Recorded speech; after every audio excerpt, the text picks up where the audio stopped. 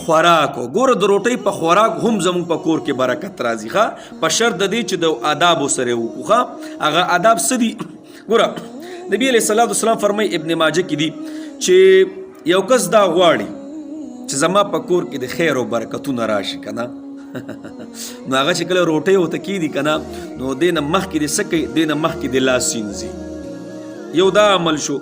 پوه شوئ لاس په بیا وچو نه ښه خو هر کله چې روټۍ مونږ وخورو او د هغې نه پس چا لاس وینځله نو بیا څه لاوله کې لاس وینځل او بیا په آخره کې لاس وینځل په آخره کې بیا لاس وچول صحیح ده نو که چېرې دې عمل سره څوک روټۍ خوري که نه نو جي د هغه په کور کې به خیر او برکتونه وي ښه روټۍ هم په خپله خورو او د هغې سره به په کور کې خیر او برکتونه هم راځي او نبي علیه الصلاة والسلام فرمایي که نه وی سړی چې په بسم الله سره کور ته داخلیږي او په بسم الله سره روټۍ خوري نو وی شیطان څه وی یره جی وی په دې کور کې نه زمونږ د پاره د رهن سهن څه ځای شته او نه په دې کور کې زمونږ د پاره د روټۍ څه شته نو جی په هغه کور کې به بیا جګړې بیا به رور د رور نه مخ پټئ بیا به زنانه یو بل ته داسې لکه په مورچه باندې ناسي نن سبا چې د ټول کورونو حالت اکثریت حالت دغه دی دا ولې بس ټولې جګړې مګړې دننه ټول توړ پوړ دا ولې دا موږ د سنت طریقو نه څه شوي یو لږ اخوا شوي یو اوس ګوره بخاري شریف کې دي چې پخی لاس باندې خوراک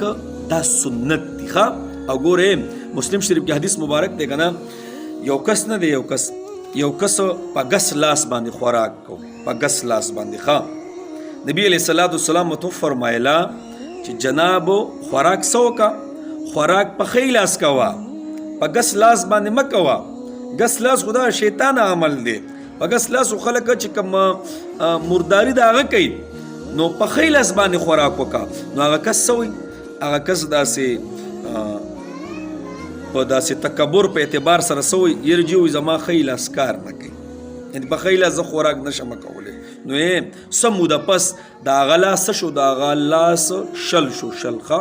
د هغه لاس شل شو کار مکمل پرېښود ښه نو انشاءالله د دې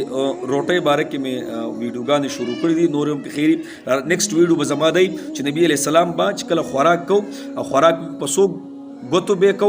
او کمه ګوتو بیا نبی علیه الصلاة والسلام سټله را روانه ویډیو به زما انشاءالله دې باره کې ښه لاولنې بسم الله سره خوراک صحیح ده او بیا څه کو لاوله کې لاس وینځو او بیا وروسته لاس وینځو او بل څه په ښی لاس باندې خوراک کول اوس کو چاته عذر که نه مثلا نو په ګس لاس هم خوراک کولی شي ښه خبره پیلا وهل څه ده تاسو ته هم پته ده صدقه ده نو پیلاو به څنګه شیرینګ صحیح ده